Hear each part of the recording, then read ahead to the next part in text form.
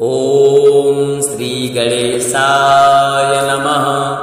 श्री कुलदेवी स्तोत्रम्। ओम नमस्ते श्री कुलदेवी कुलाराध्या कुलेश्वरी कुलसंरक्षणी माता कौलिक ज्ञान प्रकाशिनी। वंदे श्री कुलपूज्या त्वां कुलांबा कुलरक्षिणी। वेद माता जगन्माता लोक माता हितैषिणी। आदिशक्ति समुद्भूता त्वया हि कुलस्वामिनी। विश्ववन्द्यां महाघोरा त्राहि मां शरणागतः। त्रैलोक्यहृदयं शोभे देवी त्वं परमेश्वरी। भक्तानुग्रहकारिणी कुलदेवी नमोस्तुते। महादेव प्रियंकरी बालानां हितकारिणी। कुलवृद्धिकरी माता त्राहि मां शरणागतम्। चिदग्निमण्डल सम्भूता राज्यवैभवकारिणी। प्रकटितां सुरेशानी वन्दे त्वां कुलगौरवम्। त्वदीये कुले जाता त्वामेव शरणं गतः। त्वत्वत्सलोऽहम् आद्ये त्वं रक्ष रक्षाधुना। पुत्रं देहि धनं देहि साम्राज्यं प्रदेहि मे। सर्वदास्माकं कुले भूयात् मङ्गलानुशासनम्। कुलाष्टकमिदं पुण्यं नित्यं यः सुकृति पठेत् तस्य वृद्धि कुले जातः प्रसन्ना कुलेश्वरी। कुलदेवी स्तोत्रमिदं सुपुण्यं ललितं तथा अर्पयामि भवद्भक्त्या। त्राहि मां श्रीगेहिनी। श्रीकुलदेव्यार्पणमस्तु।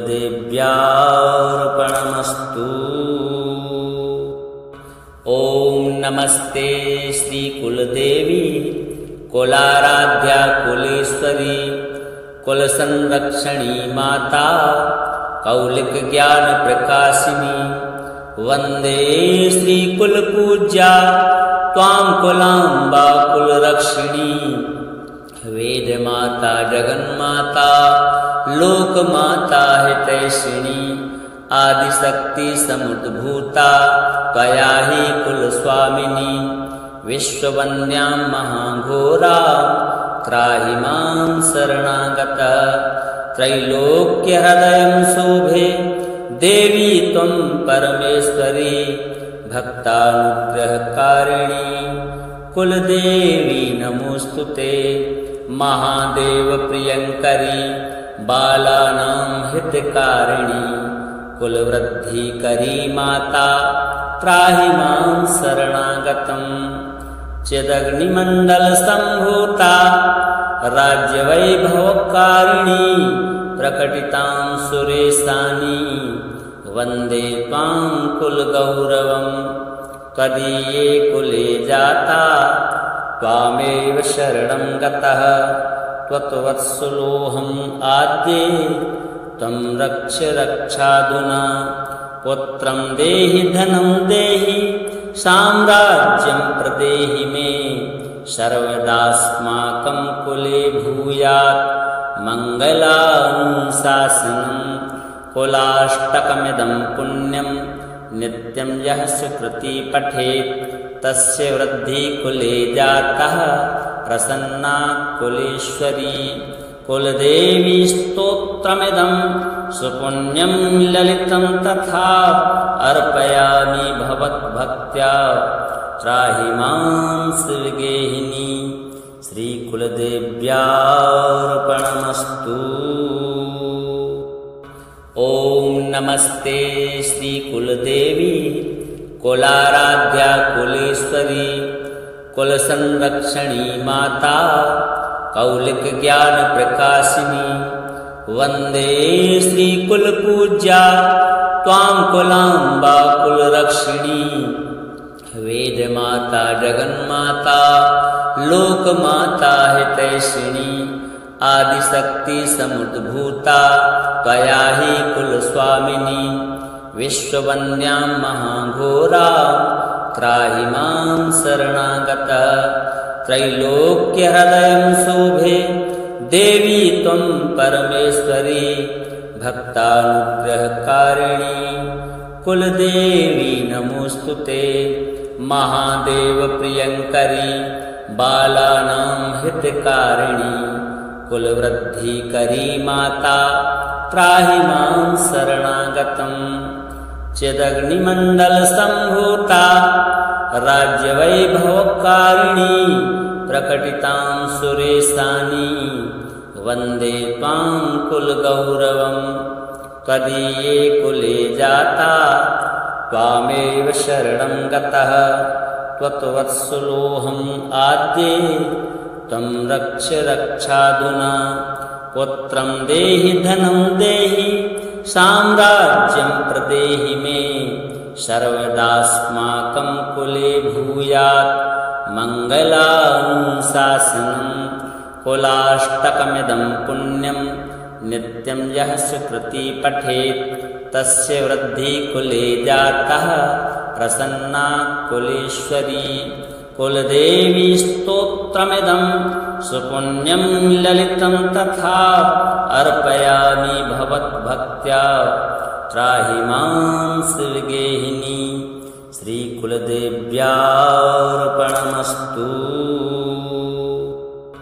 ॐ नमस्ते श्रीकुलदेवी कुलाराध्या कुलेश्वरी कुलसंरक्षणी माता कौलिकज्ञानप्रकाशिनी वन्दे श्रीकुलपूज्या त्वां कुलाम्बा कुलरक्षिणी वेदमाता जगन्माता लोकमाता हितैषिणी आदिशक्ति समुद्भूता त्वया हि कुलस्वामिनी विश्ववन्द्यां महाघोरा त्राहि मां शरणागतः त्रैलोक्यहृदयं शोभे देवी त्वं परमेश्वरी भक्तानुग्रहकारिणी कुलदेवी नमोस्तुते महादेव प्रियंकरी बालानां हितकारिणी कुलवृद्धिकरी माता त्राहि मां शरणागतम् चिदग्निमण्डलसम्भूता राज्यवैभवकारिणी प्रकटितां सुरेशानी वन्दे त्वां कुलगौरवम् त्वदीये कुले जाता त्वामेव शरणं गतः त्वत्वत्सलोऽहम् आद्ये त्वं रक्ष रक्षाधुना पुत्रं देहि धनं देहि साम्राज्यं प्रदेहि मे सर्वदास्माकं कुले भूयात् मङ्गलानुशासनम् कुलाष्टकमिदं पुण्यं नित्यं यः सुकृती पठेत् तस्य वृद्धि कुले जातः प्रसन्ना कुलेश्वरी कुलदेवी स्तोत्रमिदं सुपुण्यं ललितं तथा अर्पयामि भवद्भक्त्या त्राहि मां श्रीगेहिनी श्रीकुलदेव्यार्पणमस्तु। ॐ नमस्ते श्रीकुलदेवी कुलाराध्या कुलेश्वरी कुलसंरक्षणी माता कौलिकज्ञानप्रकाशिनी वन्दे श्रीकुलपूज्या त्वां कुलाम्बा कुलरक्षिणी वेदमाता जगन्माता लोकमाता हितैषिणी आदिशक्ति समुद्भूता त्वया हि कुलस्वामिनी विश्ववन्द्यां महाघोरा त्राहि मां शरणागतः त्रैलोक्यहृदयं शोभे देवी त्वं परमेश्वरी भक्तानुग्रहकारिणी कुलदेवी नमोस्तुते महादेव प्रियंकरी बालानां हितकारिणी कुलवृद्धिकरी माता त्राहि मां शरणागतम् चिदग्निमण्डलसम्भूता राज्यवैभवकारिणी प्रकटितां सुरेशानि वन्दे त्वां कुलगौरवं त्वदीये कुले जाता त्वामेव शरणं गतः त्वत्वत्सलोऽहम् आद्ये त्वं रक्ष रक्षाधुना पुत्रं देहि धनं देहि साम्राज्यं प्रदेहि मे सर्वदास्माकं कुले भूयात् मङ्गलानुशासनम् कुलाष्टकमिदं पुण्यं नित्यं यः सुकृती पठेत् तस्य वृद्धि कुले जातः प्रसन्ना कुलेश्वरी कुलदेवी स्तोत्रमिदं सुपुण्यं ललितं तथा अर्पयामि भवद्भक्त्या त्राहि मां शिवगेहिनी श्रीकुलदेव्यार्पणमस्तु। ॐ नमस्ते श्रीकुलदेवी कुलाराध्या कुलेश्वरी कुलसंरक्षणी माता कौलिकज्ञानप्रकाशिनी वन्दे श्रीकुलपूज्या त्वां कुलाम्बा कुलरक्षिणी वेदमाता जगन्माता लोकमाता हितैषिणी आदिशक्ति समुद्भूता त्वया हि कुलस्वामिनी विश्ववन्द्यां महाघोरा त्राहि मां शरणागता त्रैलोक्यहृदयं शोभे देवी त्वं परमेश्वरी भक्तानुग्रहकारिणी कुलदेवी नमोऽस्तुते महादेवप्रियङ्करी बालानां हितकारिणी कुलवृद्धिकरी माता त्राहि मां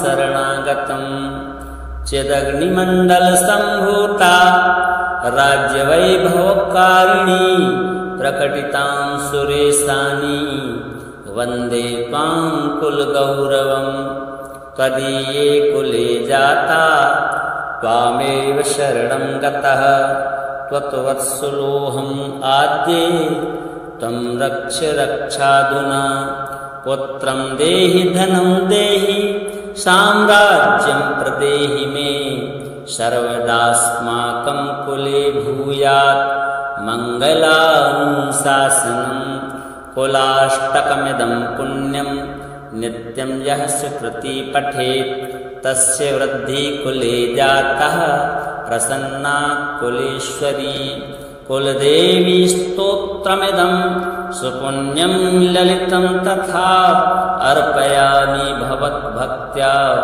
त्राहि मां शिवगेहिनी श्रीकुलदेव्यार्पणमस्तु। ॐ नमस्ते श्रीकुलदेवी कुलाराध्या कुलेश्वरी कुलसंरक्षणी माता कौलिकज्ञानप्रकाशिनी वन्दे श्रीकुलपूज्या त्वां कुलाम्बा कुलरक्षिणी वेदमाता जगन्माता लोकमाता हितैषिणी आदिशक्ति समुद्भूता त्वया हि कुलस्वामिनी विश्ववन्द्यां महाघोरा त्राहि मां शरणागता त्रैलोक्यहृदयं शोभे देवी त्वं परमेश्वरी भक्तानुग्रहकारिणी कुलदेवी नमोऽस्तुते महादेवप्रियङ्करी बालानां हितकारिणी कुलवृद्धिकरी माता त्राहि मां शरणागतम् चिदग्निमण्डलसम्भूता राज्यवैभवकारिणी प्रकटितां सुरेशानि वन्दे त्वां कुलगौरवं त्वदीये कुले जाता त्वामेव शरणं गतः त्वत्वत्सलोऽहम् आद्ये त्वं रक्ष रक्षाधुना पुत्रं देहि धनं देहि साम्राज्यं प्रदेहि मे सर्वदास्माकं कुले भूयात् मङ्गलानुशासनम् कुलाष्टकमिदं पुण्यं नित्यं यः सुकृति पठेत् तस्य वृद्धि कुले जातः प्रसन्ना कुलेश्वरी। कुलदेवी स्तोत्रमिदं सुपुण्यं ललितं तथा अर्पयामि भवद्भक्त्या त्राहि मां श्रीगेहिनी। श्रीकुलदेव्यार्पणमस्तु। ॐ नमस्ते श्रीकुलदेवी कुलाराध्या कुलेश्वरी कुलसंरक्षणी माता कौलिक ज्ञान प्रकाशिनी। वंदे श्रीकुलपूज्या त्वां कुलाम्बा कुलरक्षिणी। वेदमाता जगन्माता लोकमाता हितैषिणी। आदिशक्ति समुद्भूता त्वया हि कुलस्वामिनी। विश्ववन्द्यां महाघोरा त्राहि मां शरणागता। त्रैलोक्यहृदयं शोभे देवी त्वं परमेश्वरी। भक्तानुग्रहकारिणी कुलदेवी नमोस्तुते। महादेव प्रियंकरी बालानां हितकारिणी। कुलवृद्धिकरी माता त्राहि मां शरणागतम्। चिदग्निमण्डल सम्भूता राज्यवैभवकारिणी प्रकटितां सुरेशानी। वन्दे त्वां कुलगौरवम्। त्वदीये कुले जाता त्वामेव शरणं गतः। त्वत्वत्सलोऽहम् आद्ये त्वं रक्ष रक्षाधुना। पुत्रं देहि धनं देहि साम्राज्यं प्रदेहि मे। सर्वदास्माकं कुले भूयात् मङ्गलानुशासनम्। कुलाष्टकमिदं पुण्यं नित्यं यः सुकृति पठेत् तस्य वृद्धि कुले जातः प्रसन्ना कुलेश्वरी। कुलदेवी स्तोत्रमिदं सुपुण्यं ललितं तथा अर्पयामि भवद्भक्त्या त्राहि मां श्रीगेहिनी। श्रीकुलदेव्यार्पणमस्तु। ॐ नमस्ते श्रीकुलदेवी कुलाराध्या कुलेश्वरी कुलसंरक्षणी माता कौलिक ज्ञान प्रकाशिनी। वंदे श्रीकुलपूज्या त्वां कुलाम्बा कुलरक्षिणी। वेदमाता जगन्माता लोकमाता हितैषिणी। आदिशक्ति समुद्भूता त्वया हि कुलस्वामिनी। विश्ववन्द्यां महाघोरा त्राहि मां शरणागता। त्रैलोक्यहृदयं शोभे देवी त्वं परमेश्वरी। भक्तानुग्रहकारिणी कुलदेवी नमोस्तुते। महादेव प्रियंकरी बालानां हितकारिणी। कुलवृद्धिकरी माता त्राहि मां शरणागतम्। चिदग्निमण्डल सम्भूता राज्यवैभवकारिणी प्रकटितां सुरेशानी। वन्दे त्वां कुलगौरवम्। त्वदीये कुले जाता त्वामेव शरणं गतः। त्वत्वत्सलोऽहम् आद्ये त्वं रक्ष रक्षाधुना। पुत्रं देहि धनं देहि साम्राज्यं प्रदेहि मे। सर्वदास्माकं कुले भूयात् मङ्गलानुशासनम्। कुलाष्टकमिदं पुण्यं नित्यं यः सुकृति पठेत् तस्य वृद्धि कुले जातः प्रसन्ना कुलेश्वरी। कुलदेवी स्तोत्रमिदं सुपुण्यं ललितं तथा अर्पयामि भवद्भक्त्या त्राहि मां श्रीगेहिनी। श्रीकुलदेव्यार्पणमस्तु। ॐ नमस्ते श्रीकुलदेवी कुलाराध्या कुलेश्वरी कुलसंरक्षणी माता कौलिक ज्ञान प्रकाशिनी। वन्दे श्रीकुलपूज्या त्वां कुलाम्बा कुलरक्षिणी वेदमाता जगन्माता लोकमाता हितैषिणी आदिशक्ति समुद्भूता त्वया हि कुलस्वामिनी विश्ववन्द्यां महाघोरा त्राहि मां शरणागतः त्रैलोक्यहृदयं शोभे देवी त्वं परमेश्वरी भक्तानुग्रहकारिणी कुलदेवी नमोस्तुते महादेव प्रियंकरी बालानां हितकारिणी कुलवृद्धिकरी माता त्राहि मां शरणागतम् चिदग्निमण्डलसम्भूता राज्यवैभवकारिणी प्रकटितां सुरेशानी वन्दे त्वां कुलगौरवम् त्वदीये कुले जाता त्वामेव शरणं गतः त्वत्वत्सलोऽहम् आद्ये त्वं रक्ष रक्षाधुना पुत्रं देहि धनं देहि साम्राज्यं प्रदेहि मे सर्वदास्माकं कुले भूयात् मङ्गलानुशासनम् कुलाष्टकमिदं पुण्यं नित्यं यः सुकृती पठेत् तस्य वृद्धि कुले जातः प्रसन्ना कुलेश्वरी कुलदेवी स्तोत्रमिदं सुपुण्यं ललितं तथा अर्पयामि भवद्भक्त्या त्राहि मां श्रीगेहिनी श्रीकुलदेव्यार्पणमस्तु।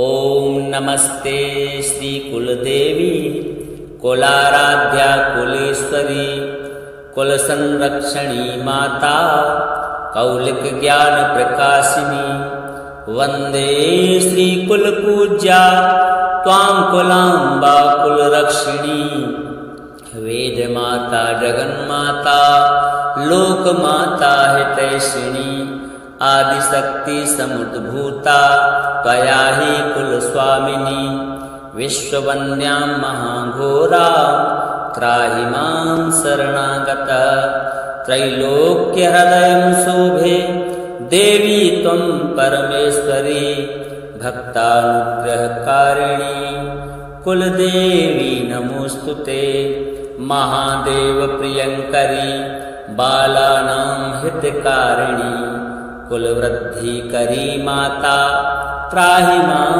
शरणागतम् चिदग्निमण्डलसम्भूता राज्यवैभवकारिणी प्रकटितां सुरेशानी वन्दे त्वां कुलगौरवम् त्वदीये कुले जाता त्वामेव शरणं गतः त्वत्वत्सलोऽहम् आद्ये त्वं रक्ष रक्षाधुना पुत्रं देहि धनं देहि साम्राज्यं प्रदेहि मे सर्वदास्माकं कुले भूयात् मङ्गलानुशासनम् कुलाष्टकमिदं पुण्यं नित्यं यः सुकृती पठेत् तस्य वृद्धि कुले जातः प्रसन्ना कुलेश्वरी कुलदेवी स्तोत्रमिदं सुपुण्यं ललितं तथा अर्पयामि भवद्भक्त्या